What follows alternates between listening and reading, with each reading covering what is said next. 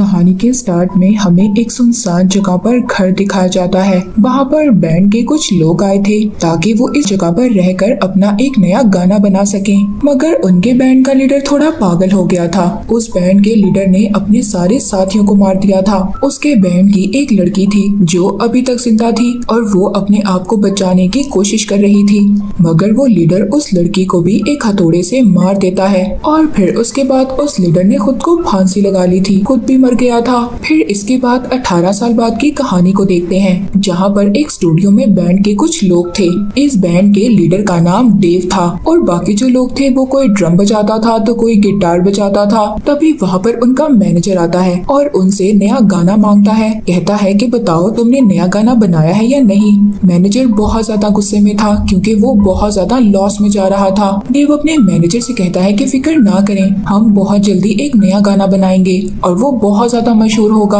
अगर आप हमें कोई ऐसी जगह दे सकते हैं कि जहाँ पर बहुत ज्यादा सुकून हो तो हम आपको एक नया म्यूजिक जल्दी बनाकर दे देंगे। अब अगले दिन मैनेजर की सेक्रेटरी पूरे बैंड को एक घर में लेकर जाती है। ये वही घर था जो हमने 18 साल पहले देखा था, जिस घर में बैंड के लीडर ने अपने सारे साथियों को मार दिया था। जब ये बैंड के लोग उस घर को देखते हैं तो काफी ज्यादा डर गए थे क्योंकि वो घर एक सुनसान जगह पर था और काफी ज्यादा डरावना था। अब बैंड का लीडर जब अचानक से ऊपर की तरफ देखता है तो वो एकदम डर गया था क्योंकि वहाँ पर उसको ऐसा लग रहा था कि कोई उसको खिड़की से देख रहा हो। पर तभी वो चीज पर्दे के पीछे छुप जाती है और बैंड का लीडर ये सोच रहा था कि आखिरकार ये क्या चीज हो सकती है। वो सेक्रेटरी उन लोगों को सारा घर दिखाती है। ये घर काफी सालों के बाद खोला गया है और यहाँ पर आप लोगों को म्यूजिक बनाने में बहुत ज्यादा मजा आएगा। डेव जब वहाँ पर क्लैपिंग करता है, ताली बजाता है तो वो आवाज पूरे घर में गूंजने लगती है और ये बात उसको बहुत ज्यादा अच्छी लगती है क्योंकि ये बात उनके म्यूजिक के लिए बहुत ज्यादा अच्छी थी। वो कहता है कि वो यहाँ पर काम करने के लिए तैयार है। डेव जब घर में था तो उसको कुछ काटने की आवाज आ रही थी। जब वो बाहर की तरफ देखता है तो एक आदमी दरख्त काट रहा था। उसके पास जाता है ताकि उससे पूछ सके कि वो कौन है, मगर जब वो उसके पास जाता है तो वो आदमी अचानक से गायब हो गया था। दूसरी तरफ डेव का साथी जो सभी बिजली की तारों को ठीक कर रहा था, तभी वहाँ पर हम एक आत्मा, एक रूह का हाथ देखते हैं और डेव के उस साथी को इतनी जोर से बिजली का झटका लगता है कि वो फौरन मर जाता है।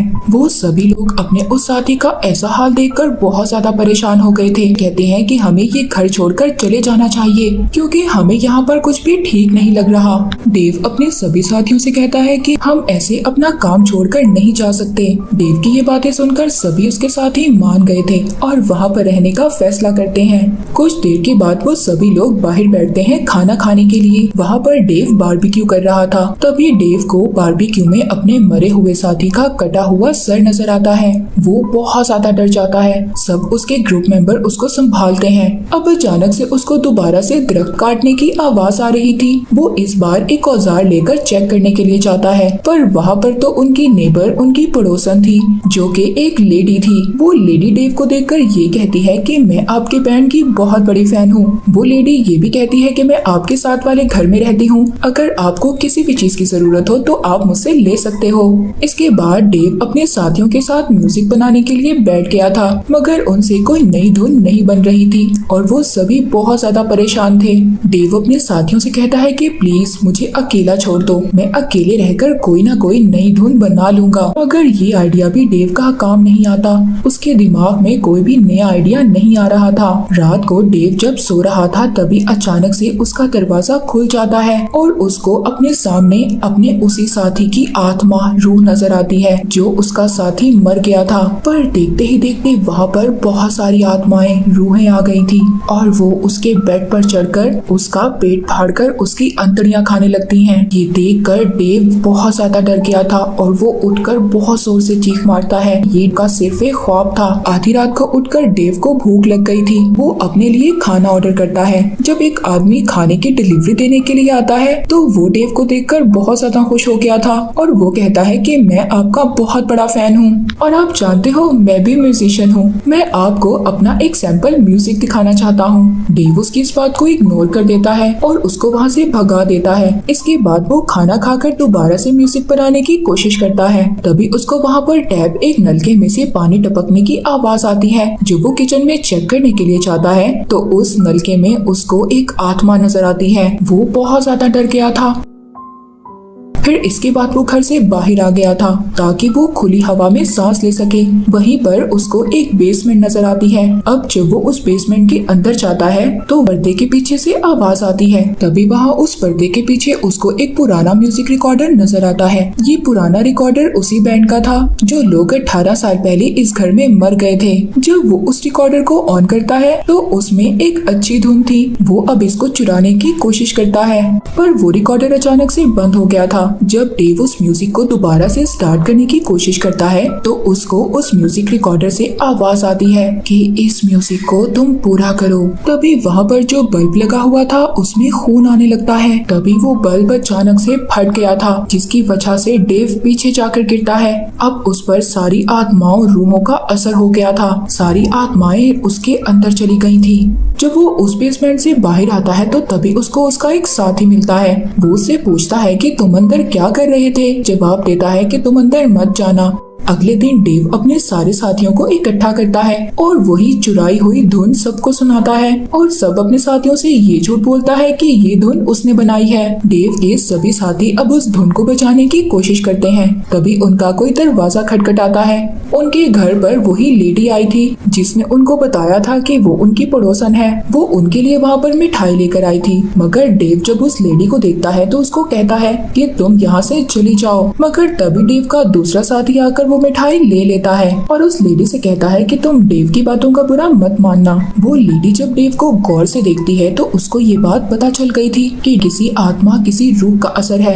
वो उसके साथी को बाहर अकेले में बुलाती है और बताती है कि डेव की हरकतें कुछ ठीक नहीं है। मुझे डेव बिल्कुल भी ठीक नहीं लग रहा। जब वो लेडी डेव के साथी को सब कुछ बता रही थी तभी डेव भी उसको देख रहा था। वो लेडी डेव को देखकर इतना ज्यादा डर गई थी कि वो उसके साथी को बगैर कुछ बताए ही वहाँ से चली जाती है। उनको ऐसे ही म्यूजिक बनाते हुए 3 हफ्ते हो गए थे और उनका आधा म्यूजिक पूरा हो गया था। एक रात डेव अपने सारे साथियों को मीटिंग के लिए बुलाता है। वो वहाँ पर एक रेड स्टार बनाता है और ये स्टार कोई आम स्टार नहीं था बल्कि ये एक डिमोनिक स्टार था। वो उस स्टार के 5 कोनों को उनको दिखाता है और कहता है कि ये 5 कोने हम सब लोग हैं। वो कहता है इस स्टार का भी यही मतलब है, अगर हम अपना पांचों मिलकर दिमाग लगाएंगे तो हम अपनी धुन जरूर पूरी कर लेंगे। मगर यहाँ पर एक साथी उसे मना कर देता है और कहता है कि अभी तो मुझे बहुत ज्यादा नींद आ रही है। ये बात सुनकर डेव को अपने साथी पर बहुत ज्यादा गुस्सा आता है और वो उस पर बहुत जोर से चिल्लाता है। साथी उसे कहता है कि गुस्सा मत करो, जो तुम कहोगे हम सब लोग वो करेंगे। अगली सुबह डेव के बाकी साथी ये बात करते हैं कि आखिरकार डेव को हो क्या गया है, वो इतना अजीब बर्ताव क्यों कर रहा है। तभी वहाँ पर डेव आ जाता है और अपने सभी साथियों से माफी मांगता है। सब लोगों ने डेव को माफ कर दिया था। अब वो लोग दोबारा से अपना काम शुरू करते हैं। उनका गाना 27 मिनट का रिकॉर्ड हो गया था और वो लोग बहुत ज्यादा खुश थे। अब दोबारा से वही डिलीवरी वाला आदमी उनके घर पर आता है। इस बार वो अपने म्यूजिक की कैसेट भी लेकर आया था जो वो डेव को सुनाना चाहता था। जब वो आदमी खाना लेकर उनके घर पर आता है तभी वहाँ पर एक आदमी आकर उसका कैंची से गला काट देता है। वहाँ पर बहुत सारी आत्माएं थी जो ये सब कुछ करवा रही थी। डेव और उसका साथी जब दरवाजा खोलकर देखते हैं तो बाहर खाना पड़ा था मगर खाना लाने वाला आदमी था ही नहीं। जब सब लोग खाना खाते हैं तो वहाँ पर खाने में गोश्त बहुत कच्चा था मगर डेव उसको बड़े ही शौक से खा रहा था और उसके बाकी साथी उसे देखकर बहुत ज्यादा हैरान थे। अगली सुबह सेक्रेटरी घर पर आती है, वही सेक्रेटरी जिसने इनको ये घर दिया था। डेव का एक साथी उस सेक्रेटरी को मिठाई ऑफर करता है मगर वो सेक्रेटरी कहती है कि सॉरी मैं मिठाई नहीं खाती। वो सेक्रेटरी पूछती है कि ये मिठाई तुम्हारे पास कहाँ से आई। तभी डेव का साथी बताता है कि साथ हमारी जो लेडी रहती है उसने ये मिठाई दी है। सेक्रेटरी ये सुनकर कहती है कि वो लेडी ठीक नहीं है, तुम लोग उससे दूर रहो। तभी डेव के साथी को मिठाई की प्लेट के नीचे कुछ लिखा हुआ मिलता है। वो जब वो लफ्ज पढ़ता है तो सेक्रेटरी हैरान हो गई थी, कहती है कि तुमने क्या कहा। मगर डेव का साथी इस बात को इग्नोर कर देता है। तभी वहाँ पर डेव भी आ गया था। वो सेक्रेटरी को बताता है कि हमारा काम बहुत ज्यादा अच्छा चल रहा है। वो सब लोग अब अपना गाना बनाने लगते हैं। मगर तभी डेव का एक साथी बहुत ज्यादा तंग आ गया था। वो अपना गिटार और फेंककर बाहर चला जाता है और बारबेक्यू करने लगता है। डेव को ये देखकर अपने साथी पर बहुत ज्यादा गुस्सा आ गया था। वो तभी उसका सर पकड़कर उसी बारबेक्यू में डाल देता है, जिसकी वजह से उसका सारा फेस जल गया था और वो फौरन मर जाता है। डेव के पीछे हम आत्माओं को देखते हैं जो डेव से ये सब कुछ करवा रही थी। अंदर डेव के बाकी जब साथी बाहर आकर देखते हैं डिलीवरी देने वाले का सर कटा हुआ था। ये देखकर डेव के सारे साथी बहुत ज्यादा डर जाते हैं, मगर तभी डेव अपने साथी से फोन छीन लेता है और कहता है तुम पागल हो गए हो, हमारा सॉन्ग बनने ही वाला है और जब वो पूरा हो जाएगा तो हम इन सब के बारे में सबको बता देंगे। अगर पहले ही हमने ये सब कुछ पुलिस को बता दिया तो हम सब लोग फंस जाएंगे और उन्हें प्रैक्टिस के लिए बुलाता है। डेव जब प्रैक्टिस कर लेता है तो वो बाहर जाकर अपने उस साथी के गोश्त को खा रहा था जिसको उसने जलाकर मार दिया था। उसके साथियों ने भी ये सब कुछ देख लिया था। वो आपस में बात करते हैं कि आखिरकार डेव को हो क्या गया है। तभी एक साथी बताता है कि मैंने डेव को बेसमेंट में जाते हुए देखा था और जब से वो बेसमेंट से बाहर आया है तब से ही ऐसी हरकतें कर रहा है। तभी डेव के साथियों को उसी लेडी की आवाज आती है जिसने डेव के बारे में बताया था कि डेव पर किसी आत्मा का असर है। वो बताती है कि जिस घर में तुम लोग रहने के लिए आए हो, इस घर में 18 साल पहले एक बैंड आया था। उस बैंड का लीडर काला जादू करता था और वो शैतानों की पूजा भी करता था। उसने इंसानों के मांस से एक किताब बनाई थी और उस किताब को वो जानवरों का खून पिलाता था, इसलिए उसने अपने सारे साथियों को मार दिया और अपनी भी जान ले ली। वो लेडी ये भी बताती है कि अब जो तुम्हारा दोस्त डेव है उसको उसी लीडर की आत्मा ने कैद कर लिया है और वो ये सब कुछ इसलिए कर रहा है ताकि वो उस किताब को दोबारा से जिंदा कर सके। और जो गाना तुम लोग बना रहे हो वो उसी किताब से जुड़ा हुआ है। अगर वो गाना पूरा हो गया तो हमारी दुनिया में डीमंस आ जाएंगे। अब वो सभी लोग एक प्लान करते हैं ताकि कैसे वो उस आत्मा को दुनिया में आने से रोक सकें। सबसे पहले तो वो सभी लोग अपने फोन्स लेते हैं जो डेव ने उनसे ले लिए थे। तभी वहाँ पर एक कमरे में वो लेडी और डेव का एक साथी जाता है। उनके बेड के नीचे डेव छुपा हुआ था। वो अपना चेन सा चलाता है और उन दोनों को भी मार देता है। उधर दूसरी तरफ डेव के बाकी दो साथी बेसमेंट के अंदर जाते हैं। उनको वो किताब जानवर के नीचे मिलती है। जो जानवर वहाँ पर लटका हुआ था और उसका खून उस किताब के ऊपर टपक रहा था। वो दोनों उस किताब को लेकर पढ़ने लगते हैं ताकि उनको पता चल सके जो रूहें आत्माएं दुनिया में आ गई हैं उनको दोबारा उनकी दुनिया में कैसे भेजना है। तभी डेव के पास उसका एक साथी आता है। ये इसके पास इसलिए आया था ताकि इसको ये पता न चल सके कि इसके बाकी दो साथी वो किताब ढूंढने के लिए गए हैं। डेव अपने इस साथी से कहता है कि आओ हम अपना गाना पूरा करते हैं। अब वो साथी भी डेव से डर गया था और वो उसका गाना पूरा करवा देता है। तभी डेव एक स्टील रिंग उसकी तरफ फेंकता है जिससे कि उसके 2 टुकड़े हो गए थे और वो भी मर गया था। डेव सभी की डेड बॉडीज को एक जगह पर रख देता है ताकि कोई भी सबूत ना बच सके। तभी वो अपने बाकी 2 साथियों को देखता है जो किताब लेकर भाग रहे थे। पीछा करता है ताकि वो उन्हें पकड़ सके, मगर वो दोनों कहते हैं कि तुम हमारा पीछा मत करो। डेव के दोनों साथी उस किताब को पढ़ने लगते हैं जिससे कि वहाँ पर स्विमिंग पूल का पानी एकदम हरा हो जाता है और डेव अपने दोनों साथियों को मना कर रहा था कि इस किताब को पढ़ना बंद करो। जब डेव के दोनों साथियों ने उस किताब को पूरा पढ़ लिया था तो तभी डेव के अंदर से वो आत्मा गायब हो गई थी और डेव खुद से पानी में गिर जाता है।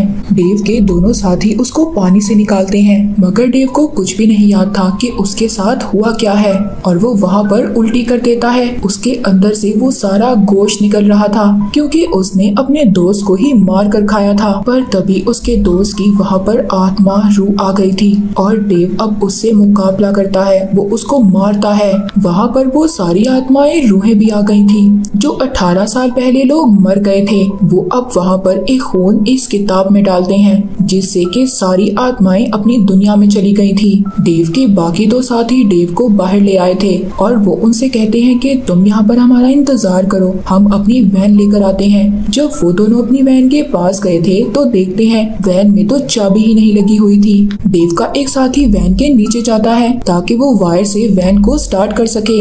तभी डेव के पास उसका मैनेजर और वो सेक्रेटरी आए थे जो डेव से पूछते हैं कि तुमने अपना गाना पूरा किया या नहीं। उधर डेव के बाकी 2 साथी उनके पास वही सेक्रेटरी स्कूटर चली गई थी। एक साथी तो जो गाड़ी के नीचे गया था वो गाड़ी के नीचे आकर ही मारा जाता है। दूसरे साथी को वो सेक्रेटरी स्टैब कर कर मार देती है। क्योंकि डेव ने गाने को पूरा कर दिया था इसलिए उसी लीडर की आत्मा अभी भी डेव के अंदर थी, वो डेव के अंदर से नहीं गई थी। मुझे यहाँ पर इंटरफेयर करना पड़ रहा है वो ये कि डेव का मैनेजर शैतानों का बादशाह था, इसलिए उसने और उसकी सेक्रेटरी ने डेव के बचे हुए 2 साथियों को भी मार डाला, क्योंकि वो शुरू से ही चाहते थे कि डेव वो शैतानी गाना पूरा करे ताकि सब शैतान वापस आ सके हमारी इस दुनिया में और तबाही मचा सके। मूवी के लास्ट सीन में हमें कुछ दिन बाद की कहानी दिखाई जाती है, जहाँ पर डेव ने अपने सॉन्ग को रिलीज कर दिया था और वो बहुत ज्यादा फेमस भी हो गया था। लाखों की तादाद में लोग उसका इंतजार कर रहे थे। तभी डेव का मैनेजर उसके पास आता है। वो कहता है जाओ मेरे फैन से जाकर कहो मैं कुछ देर में उनसे मिलूंगा। डेव जब अपना चेहरा ऊपर करता है तो वो बहुत ही खौफनाक तरीके से हंस रहा था। उस लीडर की आत्मा अभी भी डेव के अंदर थी। और इसी के साथ ये मूवी यहीं पर एंड हो जाती है।